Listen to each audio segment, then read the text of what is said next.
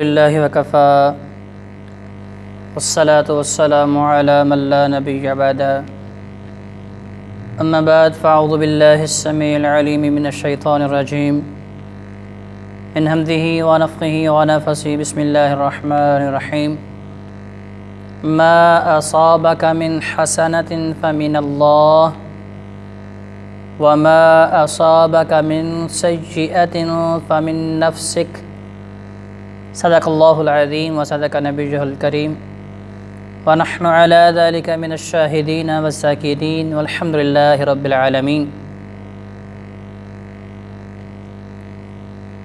سورۃ النساء آیت نمبر 79۔ اللہ رب العزت ارشاد فرما رہے ہیں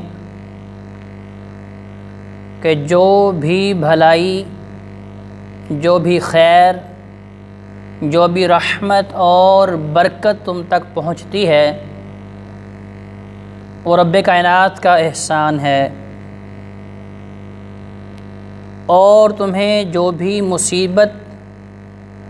جو بھی مشکل، جو بھی آفت پہنچتی ہے فمن نفسک، یہ تمہاری اپنی جان کی بدولت ہے۔ کل شکیل بھائی نے بڑا ہی اہم سوال کیا کہ حضرت بتائیے سفر کی حقیقت کیا ہے، کیونکہ لوگ سفر کے متعلق بہت سی باتیں کرتے ہیں اور ان میں اس سفر کو لے کے بہت سی رسومات ان کے اندر موجود ہیں۔ تو بتائیے کہ سفر کی قرآن اور نبی علیہ السلام کے فرمان کے اندر حیثیت کیا ہے؟ تو عزیز سامعین، سفر اسلامی تاریخ کا دوسرا مہینہ ہے۔ اس سے پہلے محرم الحرام حرمت والا مہینہ، اس سے پہلے ذوالحج حرمت والا مہینہ، اور اس سے پہلے ذوالقعد حرمت والا مہینہ۔ تو یہ 3 حرمت والے مہینے ہیں جنہیں مسلسل رکھا گیا ہے، اور ان کی حرمت اس دن سے ہے جب سے اللہ رب العزت نے زمین و آسمان کو پیدا فرمایا ہے۔ اس حقیقت کو اللہ رب العزت نے قرآن مجید فرقان حمید میں بیان کر دیا کہ ہم نے سال کی گنتی کو 12 مہینوں میں تقسیم کر دیا، اور حافظ ابن کثیر رحمۃ اللہ علیہ اور دیگر مفسرین نے اس حقیقت کو بیان فرمایا ہے کہ ان مہینوں کی حرمت اس لیے رکھی گئی تاکہ وہ عرب قبائل جن کے اندر جنگ و جدل، لڑائی جھگڑا، قتل و غارت فخریہ کام تھی، وہ ان مہینوں میں لڑائی سے رک جائیں، باز آ جائیں، تاکہ وہ لوگ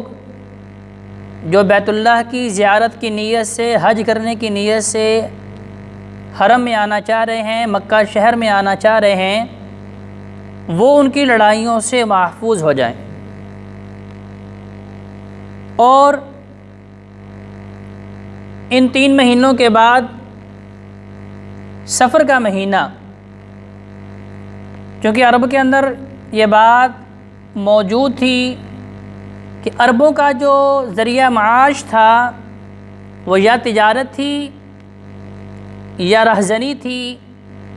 چوریاں اور ڈکیتیاں کیا کرتے تھے۔ تو اب 3 مہینے گھروں میں محفوظ ہیں، گھروں سے باہر نہیں نکل رہے۔ تو جب 3 مہینوں کے بعد کچھ افراد جو ہیں وہ گھروں سے نکل رہے ہیں تجارت کی غرض سے، کچھ نکل رہے ہیں لڑائی جھگڑے کی نیت سے، کچھ نکل رہے ہیں رہزنی کی نیت سے، ڈکیتیاں کرنے کے لیے، چوری کرنے کے لیے۔ تو اب ان وجوہات کی بنا پہ گھروں سے مرد نکلتے تھے، تو لہذا اب ڈکیتی کرنے والا یا تو خود مرے گا، یا جس کی چوری کر رہا ہے یا وہ مرے گا۔ تو اس طرح ان اموات کی وجہ سے عربوں کے اندر یہ بات مشہور ہو گئی کہ یہ نحوست کا مہینہ ہے، اس میں ہمارے مرد جو ہیں وہ مر جاتے ہیں، تو لہذا سفر کا مطلب ہوتا ہے خالی ہو جانا۔ تو گویا کہ عربوں کا یہ ماننا تھا، جاہلیت کے لوگوں کا یہ ماننا تھا کہ اس مہینے میں ہمارے گھر مردوں سے خالی ہو جاتے ہیں، یہ مہینہ ہمارے مردوں کے اوپر بڑا بھاری ہے۔ یہ بھی توہم پرستی موجود ہے جس مہینے میں شادی نہیں کرنی، اس مہینے میں کاروبار نہیں کرنا، اس مہینے میں کوئی اہم کام نہیں کرنا۔ اور دوسری جانب دیکھیں کہ لوگ کہتے ہیں جی ان آفات سے بچنے کے لیے چنے ابال کے محلے میں تقسیم کریں، آٹے کی 365 گولیاں بنا کے تالابوں میں ڈال دیں، 311 یا 1100 مرتبہ سورہ مزمل کا ورد کر لیں۔ اس طرح کی باتیں ہمارے معاشرے کے اندر موجود ہیں، لیکن نبی کائنات علیہ السلام نے فرمایا، 4 چیزوں کے متعلق آقا علیہ السلام نے بڑی کھل کے وضاحت بیان کر دی۔ صحیح بخاری کے اندر حدیث مبارکہ موجود ہے، نبی علیہ السلام فرما رہے ہیں کہ لا عدوى ولا طیارہ ولا ہام، کہ یہ جو لوگ بدشگونی لے رہے ہیں پرندوں سے کہ جی الو بولا ہے اب لہٰذا نحوست ہو گئی، یا بیمار کے پاس بیٹھے بیماری لگ گئی، یا فلاں ستارہ یا فلاں شخص جو ہے اس نے نحوست ڈال دی، یا یہ سفر کا مہینہ ہے، یہ منحوس مہینہ ہے، تو صحیح بخاری کی حدیث مبارکہ نبی علیہ السلام فرما رہے ہیں یہ سارے کے سارے جھوٹ کے پلندے ہیں۔ جس بندے نے ایسا کیا اس نے شرک کیا۔ صحابی آ کے نبی علیہ السلام سے پوچھ رہے ہیں کہ یا رسول اللہ آپ نے فرمایا کہ یہ شرک ہے، تو مجھے بتائیے کہ ایسا مشرک جس نے یہ کہا کہ فلاں کے پاس بیٹھا مجھے بیماری لگ گئی، فلاں مہینے کی وجہ سے میرا کام خراب ہو گیا، الو بولا یا کالی بلی نے میرا رستہ کاٹ دیا تب میرا کام خراب ہو گیا، تو ان توہمات کی وجہ سے فرمایا جس بندے نے اس پہ عقیدہ بنا لیا اور اس طرح کی باتوں کو اپنے ذہن میں بٹھا کے اپنے کام کاج کیے، فرمایا فقد اشرق، مسند احمد کی حدیث۔ صحابہ کہتے ہیں قالوا یا رسول اللہ ما کفارۃ ذالک، اب اس کا کفارہ بتا دیجیے کیا ہے؟ تو نبی کائنات علیہ السلام نے فرمایا ان یقول احدہم اللہم لا خیر الا خیرک، کہ وہ بندہ یہ کہے اللہ کوئی خیر نہیں ہے سوائے اس خیر کے جو تو نے نازل کر دی، ولا طیر الا طیرک، اور کوئی نحوست نہیں، کوئی جو ہے برائی نہیں، کوئی مصیبت آفت نہیں سوائے اس کا جو تو نازل کر دے، ولا الہ غیرک، اور اللہ تیرے علاوہ کوئی الہ نہیں ہے۔ تو لہذا حضرات گرامی نبی کریم صلی اللہ علیہ وآلہ وسلم نے بالکل واضح طور پہ یہ بیان فرما دیا، الطیرۃ شرکن، الطیرۃ شرکن ثلاثاً، نبی کائنات علیہ السلام نے فرمایا 3 مرتبہ فرمایا جس نے بدشگونی لی، یعنی جس نے کسی مہینے کو منحوس سمجھا، یا کسی پرندے کی آواز کو منحوس سمجھا، یا کسی مرد یا عورت کو منحوس سمجھا، یا کسی اور چیز کو منحوس سمجھا، بدشگونی لی، تو نبی کائنات علیہ السلام فرما رہے ہیں اس نے شرک کیا۔ وما منا الا ولکن اللہ یذہب بالتوکل، کیونکہ فرمایا کہ یہ ایسی چیزیں ہیں جو انسانی توکل کو کمزور کر دیتی ہیں، اللہ کے اوپر بھروسہ ختم کر دیتی ہیں۔ تو لہذا نبی کریم صلی اللہ علیہ وآلہ وسلم نے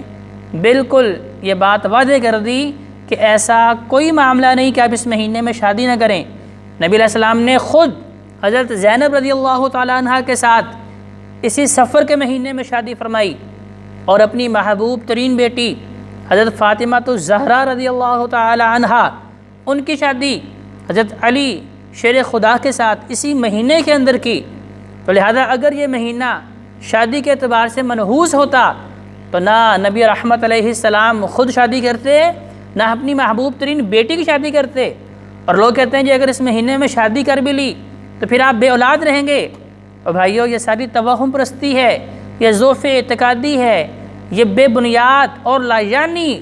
فرسودہ خیالات اور نظریات ہیں دیکھیے نبی کائنات علیہ السلام نے اپنی بیٹی کی شادی کی، اللہ رب العزت نے وہ بیٹے حضرت حسن و حسین رضی اللہ تعالی عنہما عطا فرمائے جو جنتی نوجوانوں کے سردار ٹھہرے۔ تو لہذا یہ بات اپنے ذہنوں سے بالکل نکال دیں، نہ کوئی مہینہ منحوس، نہ کوئی پرندہ منحوس، نہ کوئی شخص منحوس، اور اگر آپ کسی کو ایسا کہتے ہیں یہ شرکیہ جملہ ہے، فوراً سے پہلے اللہ سے معافی مانگیں اور اپنے عقیدے کی اصلاح کر لیں، اور اللہ رب العزت سے توفیق مانگیں کہ اللہ تعالی ہمیں صحیح معنوں میں قرآن اور نبی علیہ السلام کے فرمان کو پڑھنے کی، سمجھنے کی اور اس کے مطابق عمل کرنے کی توفیق عطا فرمائے۔ السلام علیکم ورحمۃ اللہ وبرکاتہ۔